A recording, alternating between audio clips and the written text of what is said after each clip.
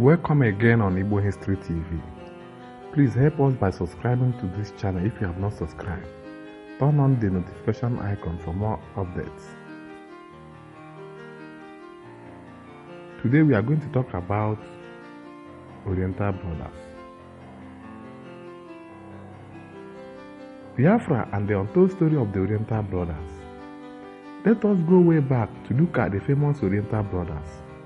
The Oriental Brothers International Band was the first Nigerian highlight boy band formed after the devastating 3 years of Biafra genocidal war that ruined the eastern Nigeria where the boys hailed from.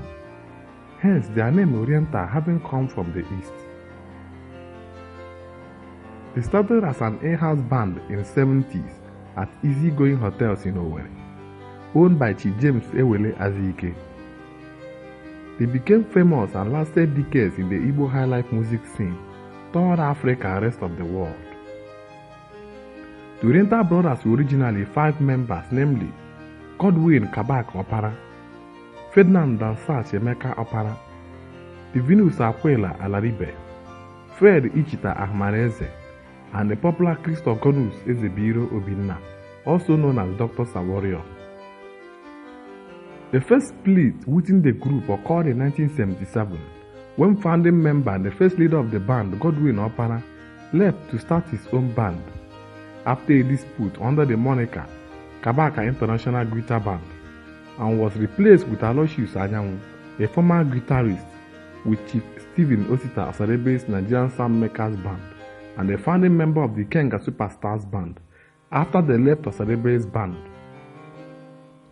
Later, Ichita and Divinus Akwela Alaribe equally left the band to form another group called the Great Oriental Band. In 1978, a mistrust and copyright issue ensued between Dansach Warrior on one side and Aloysius Anyanwu on another, which ended in a legal action.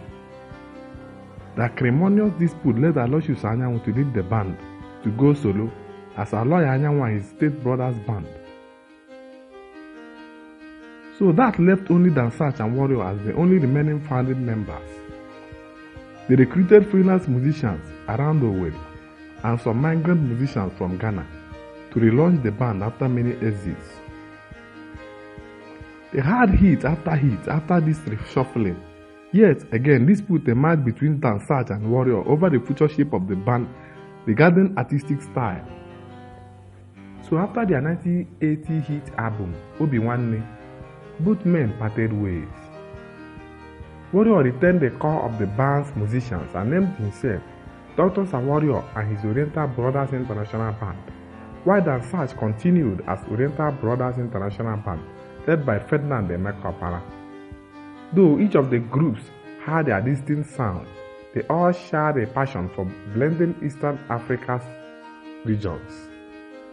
Congolese guitar rhyme blended with traditional Igbo percussional rhymes.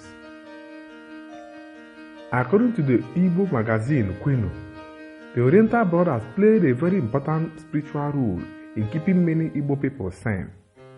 They were the pride of a people traumatized by a war so vicious.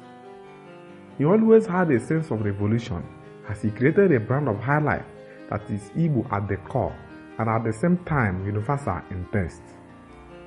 Warrior, one of the most influential musicians to come from the East, introduced the Oyorima concept, which is an Igbo word that means a refined feeling of rhythmic movement and balance.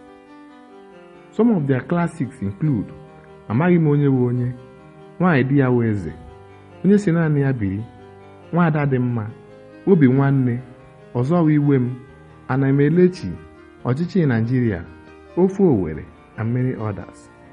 I bet you have learned a thing or two about the history of the Oriental Brothers.